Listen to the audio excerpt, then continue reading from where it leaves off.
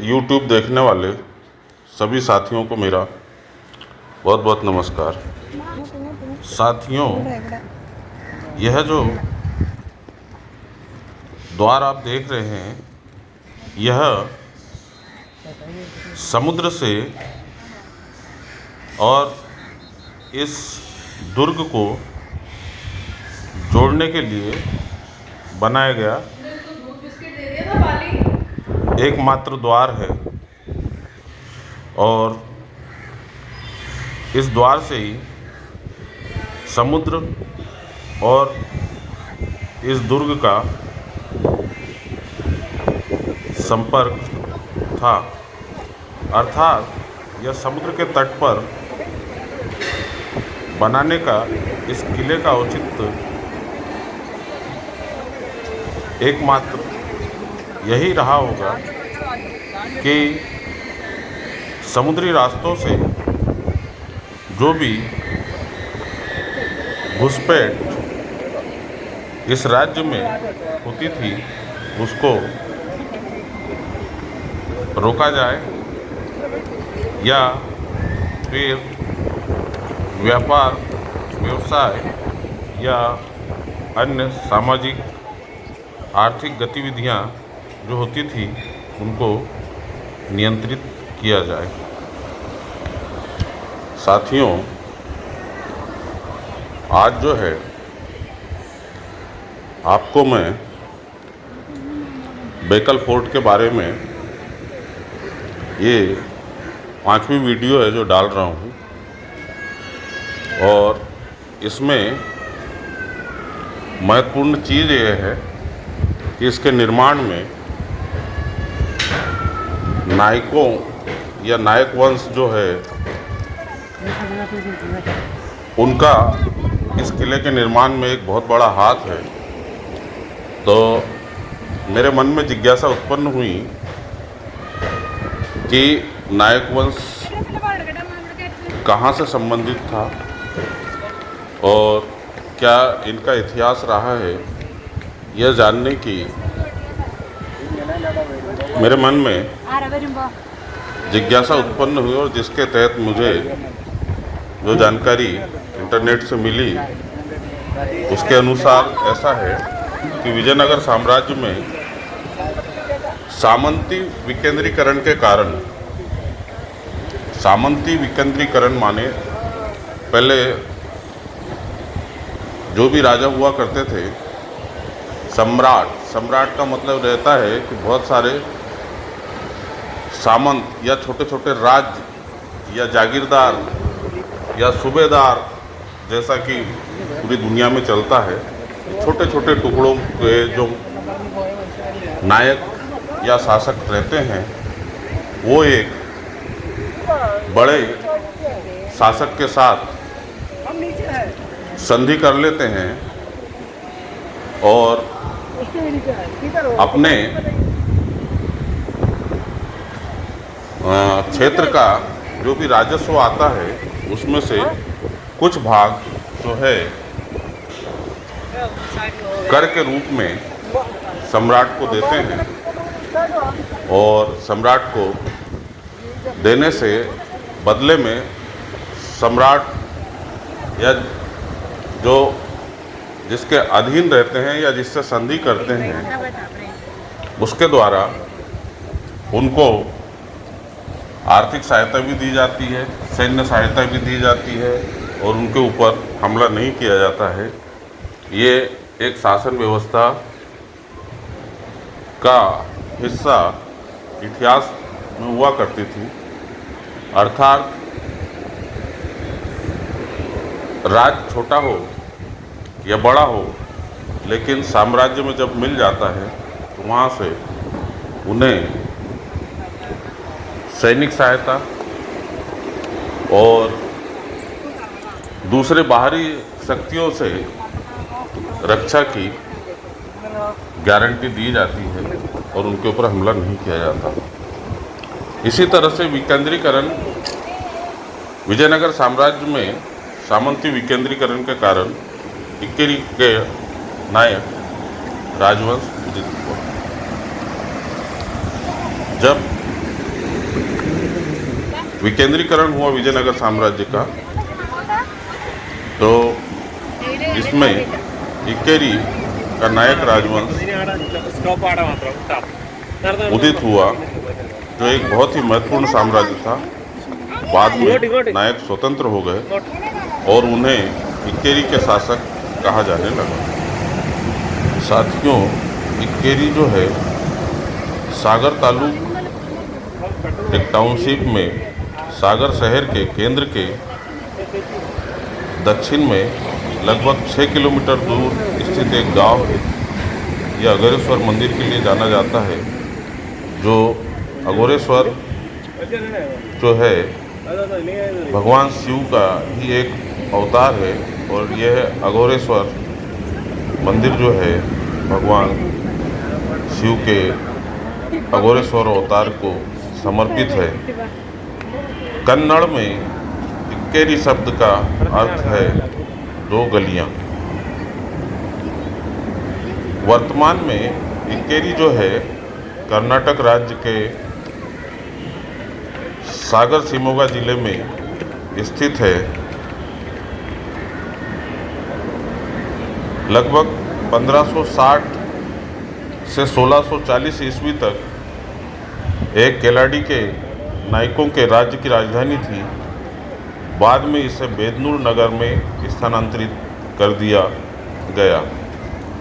इक्केरी हालांकि नाम मात्र की राजधानी बनी रही। राजाओं को इसके नाम से पुकारा जाता था और सिक्कों को इक्केरी पगोडा और पनम कहा जाता था। हालांकि यदि वास्तव में टकसाल को हटा दिया गया था, इसकी दीवारें काफ़ी हद तक 3 संकेंद्रित घेरों का निर्माण करती थी। गढ़ में मिट्टी और लकड़ी का महल था, जो नक्काशी और नकली गिल्डिंग से सुशोभित था। इसकी पूर्व महानता का एकमात्र अवशेष अघोरेश्वर का मंदिर है। एक बड़ी और अच्छी तरह से अनुपातिक पत्थर की इमारत। मंदिर के सामने फर्श पर केलाडी प्रमुखों में से 3 के पुतले हैं, जो प्रत्येक के ऊपर खुदे हुए नाम के साथ पूजा कर रहे हैं। उनमें से एक हुच्चा, जिसका अर्थ है पागल, सोमशेखर को हथकड़ी और बेड़ी के रूप में दर्शाया गया है। उद्यान भूमि के लिए मानक माप के रूप में केंद्रीय स्तंभों के बीच की दूरी को अपनाया गया था। इस लंबाई की एक छड़ जो 18 फीट 6 इंच के बराबर होती है, एक पेड़ के लिए अनुमत जगह, जिसे दया कहा जाता है, और शिष्ट को 1000 ऐसे दिनों पर विभिन्न दरों पर एक अनूठी अवधारणा के साथ मिश्रित शैली में निर्मित किया गया था। साथियों, लगे हाथ आपको अघोरेश्वर मंदिर की भी जानकारी उपलब्ध कराना उचित होगा। अघोरेश्वर मंदिर एक विशाल संरचना है जो ग्रेनाइट से निर्मित है, एक विशिष्ट मिश्रित शैली में, जिसमें विजयनगर वास्तुकला और बाद के चालुक्य वंश की कर्नाटक द्रविड़ शैली और होयसला साम्राज्य के तत्व शामिल है। ये 3 मंदिर है। सबसे बड़ा अघोरेश्वर जो भगवान शिव को समर्पित है, इसके बाईं ओर एक पार्वती मंदिर और सामने एक नंदी है। मंदिर का मुख उत्तर की ओर है और पश्चिम, उत्तर और पूर्व में ऊंची छत और सजावटी द्वार है। उत्तर का द्वार 2 हाथियों के साथ सबसे अच्छा है और गर्भगृह जो विशाल पत्थरों से बना है में एक विशाल पीठिका है, जो पूरे अंतरिक्ष के लगभग 3/4 भाग पर व्याप्त है और 32 बैठी हुई महिला आकृतियों के साथ चारों ओर गड़ी हुई है। जिसे शक्तिपीठ कहा जाता है, सुखानसी में एक छोटा पारभासी नंदी माने बैल, जो सफ़ेद स्पर्श से पुकारा गया है। मंदिर में कोई नवरंग द्वार नहीं है, द्वाले हैं, जिनमें से दाई और गणेश और सुब्रमण्य की आकृतियां हैं और बाई और महिषासुर मर्दिनी की आकृतियां हैं और भैरव। मंदिर की पत्थर की दीवारों पर बारीक नक्काशी की गई है।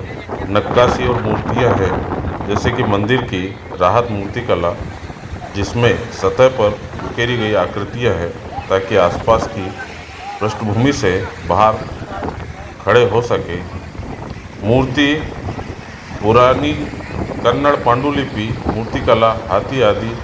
वर्तमान में जो है इस मंदिर का रख रखाव भारतीय पुरातत्व सर्वेक्षण द्वारा किया जाता है।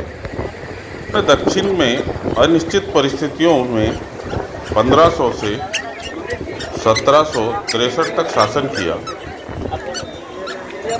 नायक राजवंश का कर्नाटक के राजनीति और सांस्कृतिक इतिहास को तैयार करने में अतुलनीय योगदान था, क्योंकि उन्होंने इस्लाम के विस्तार के खिलाफ एक बाधा के रूप में विजयनगर सम्राटों की नीति को जारी रखा। इसके अलावा केलाड़ी शासकों ने पश्चिमी तट पर पुर्तगाली सत्ता की विस्तारवादी प्रवृत्तियों और सफलतापूर्वक अंकुश लगाया। उनके क्षेत्र में वर्तमान शिमोगा, उत्तर कन्नड़, दक्षिण कन्नड़ और हासन जिलों का हिस्सा शामिल था। राज्य के संस्थापक वीरासावा कृषिविद के पुत्र चौदा और भद्र थे। केलाड़ी में अपने क्षेत्र में एक खजाने की खोज करने के बाद चौदप्पा उस गांव का प्रमुख बनने में कामयाब रहे। दो भाइयों को उनके साम्राज्य में विद्रोही तत्वों के खिलाफ वीरता दिखाने के लिए राजा कृष्णदेवराय ने नियुक्त किया था। उनके दो बेटे सदाशिव और भद्रप्पा थे। चौदप्पा नायक का उत्तराधिकार उनके पुत्र सदाशिव नायक ने किया। सदाशिव नायक ने कलना, कलबुर्गी, बीदर, बंकापुर और तुलु और केरल देशों के शासकों को जीतकर सत्रपतन हारना की उपाधि प्राप्त की। सैन्य कारनामों के अलावा सदाशिव को ब्राह्मण और वीरशैव मठों को अनुदान देने और चंद्रगिरी, केलड़ी और कासरगोड में किले बनाने का श्रेय दिया गया। उन्होंने संन्यास लेकर भद्रप्पा नायक को प्रशासन की जिम्मेदारी छोड़ दी। बाद में सदाशिव के उत्तराधिकारी विजयनगर साम्राज्य के सामंतों के रूप में जारी रहे, जब तक कि वेंकटप्पा नायक 1613 में कुछ समय के लिए स्वतंत्र नहीं हो गए। ऐसा माना जाता है कि इस राज्य की राजधानी कोदादि से सदाशिव नायक के समय में इक्केरी में स्थानांतरित कर दी गई थी, लेकिन कुछ विद्वानों के अनुसार वेंकटप्पा नायक के दौरान ऐसा हुआ था। अब प्रश्न ये उठता है, वेंकटप्पा नायक जो है, इनकी पूरी जानकारी जो उपलब्ध है उसके अनुसार वेंकटप्पा सबसे सफल नायक थे, जिन्होंने हर तरफ से अपने राज्य का विस्तार किया और बीजापुर सेना को वापस खदेड़ दिया। उसने गेरुसोपा के भैर देवी को हराया और पुर्तगाली विस्तार को प्रतिबंधित कर दिया। भैरा देवी के खिलाफ जीत के लिए उन्होंने हंगल में एक स्तंभ बनवाया। केलाड़ी राज्य के साथ सामंजस्य स्थापित करने की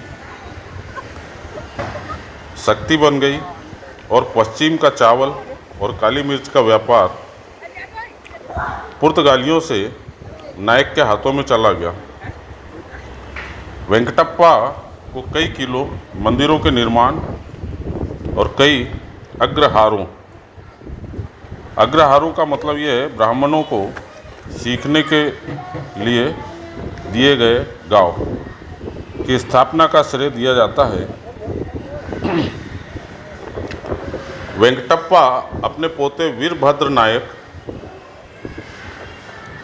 जो 1629 से 1645 तक द्वारा सफल हुए और वीरभद्र का शासनकाल राजनीतिक परेशानियों में से एक था। जब वीरभद्र की मृत्यु एक पुरुष उत्तराधिकारी के बिना हुई तो सिंहासन उनके चाचा के बेटों शिवप्पा और वेंकटप्पा के पास चला गया।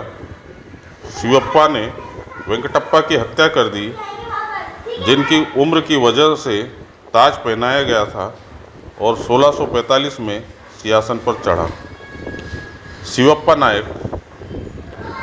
नायक के बारे में जो जानकारी है, शिवप्पा नायक सबसे उत्कृष्ट और विशिष्ट शासक थे। उसने अपना राज्य दक्षिण की ओर बढ़ाया ताकि वर्तमान समय के हासन और चिक्कमंगलूर जिलों को शामिल किया जा सके। उन्होंने वेल्लोर की घेराबंदी की और उन्होंने विजयनगर साम्राज्य के श्रीरंगाराय को भी आश्रय दिया। जब उन्हें बीजापुर के सुल्तान से हार का सामना करना पड़ा, 1652 में उन्होंने पुर्तगालियों को हराया और उन्हें मंगलोर, कुंडापुर, गंगोली और होन्नावर से निकाल दिया। उन्होंने राज्य में कानून और स्थिरता बहाल की। उन्होंने केरल में कई किलेबंदी की। उसने मंदिर बनवाए। उन्हें अपनी भू राजस्व प्रणाली के लिए जाना जाता है।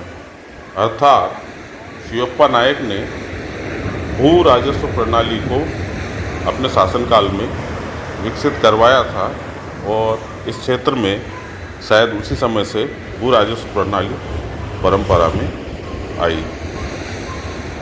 साथियों, किला बनाने के लिए यह स्थान जो है इस क्षेत्र में सबसे उत्तम और महत्वपूर्ण था। यहाँ जो है एक तो सबसे ज़्यादा ऊंचाई है और दूसरा तीनों तरफ से यहाँ समुद्र से यह क्षेत्र घिरा हुआ है और जो ज़मीनी भाग है वह भी जो है खाइयों से घिरा हुआ है। और ये आप देख रहे हैं, यहाँ समुद्र से यदि कोई घुसपैठ होती है तो सीधे सीधे इन चट्टानों को चढ़ना आसान नहीं है और किसी तरह से इंसान इन चट्टानों पर चढ़ भी जाए तो ये लेटराइट की मजबूत दीवारें हैं जो कि काफ़ी मोटी है और ऊपर से इन दीवारों में पहरेदार बने रहते थे, इसलिए आसानी से यहाँ घुसपैठ संभव नहीं थी। दूसरा, यहाँ पर गोला बारूद और टकसाल इत्यादि का अवशेष जैसा कि बताया जाता है। तो आप भी जानते हैं कि गोला बारूद, आर्म और एम्यूनेशन, बारूद जैसे पदार्थ जो है आबादी से दूर रखे जाते थे, तो निश्चित ही यहाँ पर जो है बाद के समय में जो भी इसके शासक रहे हों, उन्होंने यहाँ गोला बारूद इसलिए रखा क्यों कि यहाँ पे आबादी बहुत कम थी, और दूसरा यदि कोई दुर्घटना हो जाए आर्म और एम्यूनेशन या बारूद के साथ में, तो मानो आबादी के लिए कोई उससे खतरा उत्पन्न न हो।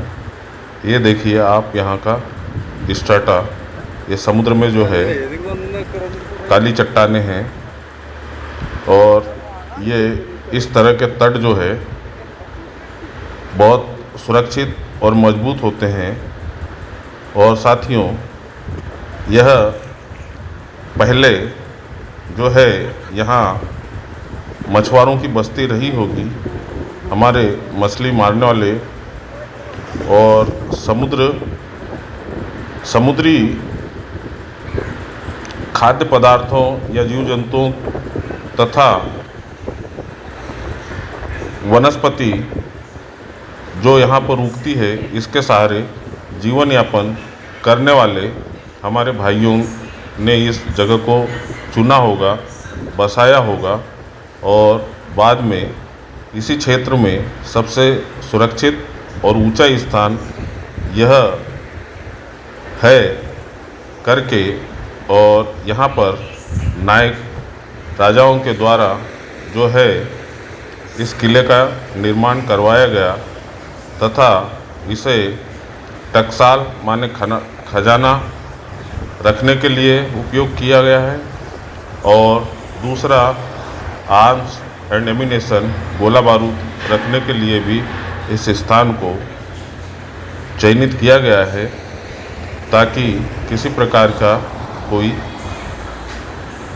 जनहानि न हो, और खजाने को और हथियारों को एक पुराने समय में जो है बहुत महत्वपूर्ण स्थान हासिल था, उनकी रक्षा, सुरक्षा और चोरी, डकैती, लूटमार से बचाने के लिए जो है हथियारों को इस स्थान का चयन किया गया, ताकि आसानी से यहाँ कोई प्रवेश न कर पाए। इसी उद्देश्य के साथ में इस किले को यहाँ जो है तैयार करवाया गया। और दूसरा, समुद्र का जो लहरें हैं वो कई वर्षों तक जो है यहाँ के लोगों के द्वारा अनुभव द्वारा बताई गई होगी कि पानी जो है एक निश्चित स्तर से ऊपर इन चट्टानों पर नहीं चढ़ता है, अर्थात चिरकाल तक यह स्थान जो है पानी की लहरों से या समुद्र की लहरों से सुरक्षित रहेगा। और दूसरा क्या है, ऊंचा स्थान होने के कारण आप भी जानते हैं कि ऊंचे स्थान से नीचे स्थान की निगरानी करना बड़ा आसान होता है। तो यहाँ से हर तरह की निगरानी चारों दिशाओं में हो सकती थी, और निगरानी के साथ साथ में ये यहाँ पे जो बेशकीमती सामान रहा होगा उसकी भी सुरक्षा होती थी, और समय पड़ने पर उसे या तो समुद्री रास्ते से या ज़मीन के रास्ते से जो है गोला बारूद और हथियार अन्य युद्धों के लिए इधर उधर सेना को उपयोग के लिए सप्लाई। ये देखो एक भाई जो है ये सीधी दीवार चढ़ने की कोशिश कर रहे हैं। उस ज़माने में भी घुसपैठिए शायद इसी टाइप की कोशिश करते होंगे, और कई घुसपैठिए जो है इस कोशिश में मारे भी गए होंगे, और कई जो है सैनिकों से जान बचाने के लिए अपने आप समुद्र में कूद के भी अपने प्राण गंवाते होंगे। और दूसरा ये देखिए यहाँ पर जो है ये गलियारा बना हुआ है, और इस गलियारे में लगभग 3 से 4 सैनिक एक साथ हथियार बंद होकर के आसानी से चल सकते थे, और वो टुकड़ों टुकड़ों में चलते थे और इन लोगों को जो है कवर देने का काम जो है ऊपरी दीवारों में जो किले की मुख्य दीवारें हैं वहाँ से जो है पहरेदार या गार्ड जो होंगे वो नज़र रखा करते थे और पाली बाई पाली अपनी शिफ्ट के अनुसार इस किले की रखवाली किया करते थे। तो साथियों, यह जो है केरल राज्य का सबसे बड़ा किला होने का गौरव इसीलिए इसको हासिल है कि यहाँ की भौगोलिक स्थिति जो है एकदम इस तरह की संरचनाओं के लिए माकूल है। क्या टाइम हो गया? यहाँ का समुद्र का पानी भी तो इधर इस से किले बाहर को निकलने क्षति का है? नहीं पहुँचा सकता है। इधर से बाहर और निकलना? दूसरा क्या है, कंस्ट्रक्शन के लिए नहीं हार्ड तो रॉक भी वैसे नहीं यहाँ जाना भाई। पर्याप्त है। तीसरा, जिस लेटराइट से इसका हाँ, निकल निर्माण हुआ है, अच्छा अच्छा, यह जो है फिर निकलने नहीं देंगे ना? स्थानीय रूप से हैं? उपलब्ध है। अच्छा साथियों, अच्छा अच्छा, आज के एपिसोड को यहीं ख़त्म करते हैं। फिर मिलेंगे। जय हिंद, जय भारत।